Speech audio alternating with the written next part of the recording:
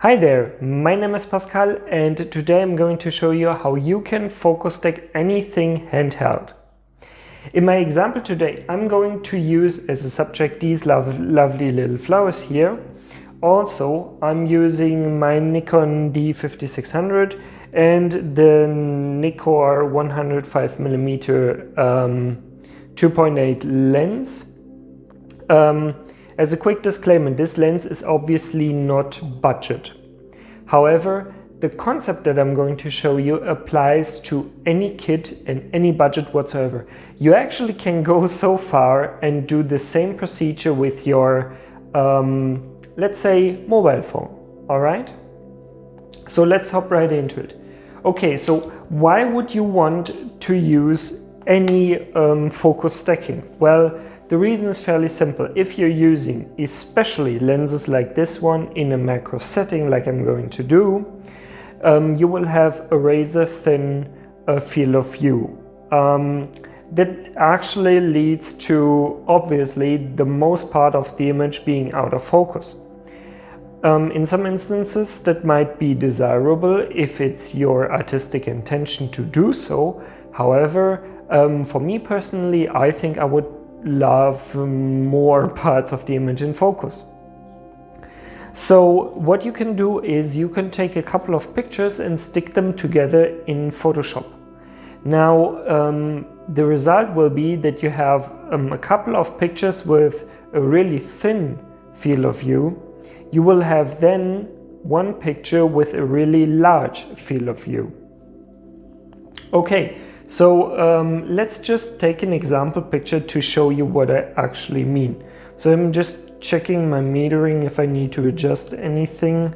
So I might need to step up the ISO up to 200 approximately. That looks good. Okay, so these are my settings. I'm at currently manual mode, 1/160th of a second, f5 and ISO 200. Now let's just take a quick sample shot. All right, as you can see, the parts of the image that are sharp and in focus is very minimal.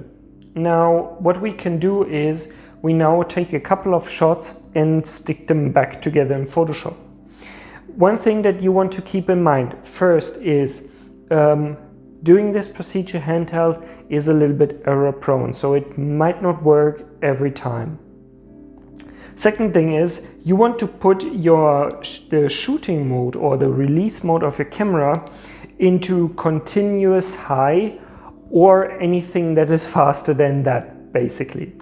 Because what we're doing now is we're framing our subject as we want it in the shot, and then we're just hitting the shutter button and keep it pressed and move the camera slowly forth and back.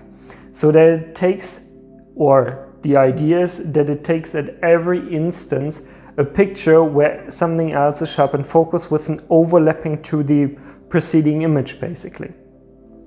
That sounds quite complicated, so let's just get started.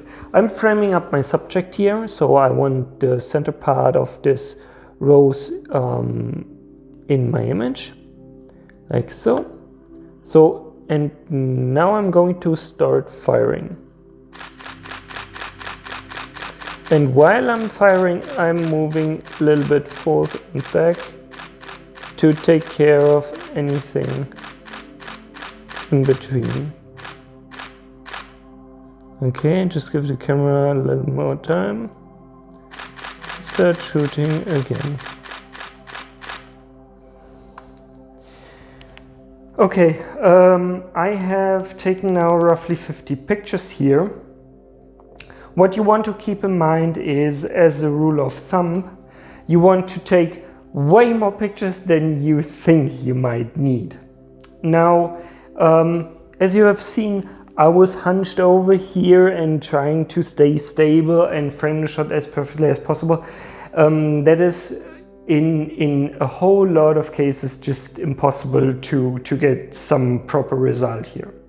Now you can take your environment as basically a help. You can, for instance, place your elbows on the ground, and what I'm going to do is I'm going to use this chair here and basically place myself up here that I have at least one fixed anchor point and can move along that. Now you might say, well, I'm out in the field, I don't have a chair and a table. Well, yes, but you can, for instance, knee down or lay down, place your elbows on the ground or place your elbows on your knees or on your hips. Anything like that would work. Every bit of stabilization is a really big help. So let's continue and reframe the shot a little bit. Okay, I like this one. This is quite good. Okay, and again, I'm firing. And again, I've noticed it already myself. When you stable yourself or you put yourself in a more stable position, you can way better frame your picture and you can move in littler increments or smaller increments basically to get these overlapping parts in your image. So now that we have taken all the pictures, we're just wrapping this up and hopping onto the computer. So let's go. So now I loaded all of the images from my camera onto my computer, and now I'm already in Photoshop, and what I need to do next is load all of the files into the stack and align them. So we select File, Scripts, Load Files into Stack. And then you need to browse to the location where you've stored your pictures and select all the pictures that are relevant for you. For me, these are the pictures, so you just hit OK. Now all of the pictures are loaded like this, and what you want to do next, especially if you're focus stacking handheld, you want to select Attempt to automatically align source images and then hit OK. Now that process is really time and power consuming computer-wise. So since my machine is not that strong, we'll see us in a bit. Okay, so now the picture is finally aligned and loaded. You will end up with something like this. Now, the next thing that you want to do is you want to select all of your images and then go under Edit and then Auto Blend Layers. And now you need to take care that you check the box Stack Images instead of Panorama. Obviously, we just want to layer the sharp parts of your images together instead of creating a panorama. Anyways, you just hit Stack Images and then Seamless Tones and Colors, always check this box, and Content Aware Fill Transparent Areas. There will content aware fill areas like these ones up here and up here. So that depends mostly on, again, the power of your computer, but I still recommend, if you're not doing this professionally in any way, just check the boxes and wait. That's all. So everything is okay here. So we just hit OK and wait for the final blend. Now that the blend is finally done, we can have a look at the result. And it looks to me okay-ish, but we would need to have at least some retouches if we would have a final image here. Now, what you can see where it did a really good job is in the center. Now, these parts here are pretty sharp throughout different layers. However, you see that up here we have some really weird artifacting going on and mushy pixels and things like that, as well as right here in the middle. Now, Photoshop does work only so good as there is data, and Photoshop is still a machine and not perfect. However, you can still go ahead and change the output basically. Now you can go ahead and if you have a look in the layer panel down here, you see the following. I have layers for all pictures that are added, which are a little bit moved around due to the auto align process that we had in the beginning. And then for all picture there is a layer mask attached. Now this layer mask here obviously describes what is shown from the picture and what not. Now you could go ahead and figure out in which cases these pixels are sharp and rework these areas to get a perfectly sharp picture. But for the sake of demonstration, I'll just keep it at that. And here is a quick recap on how to do it.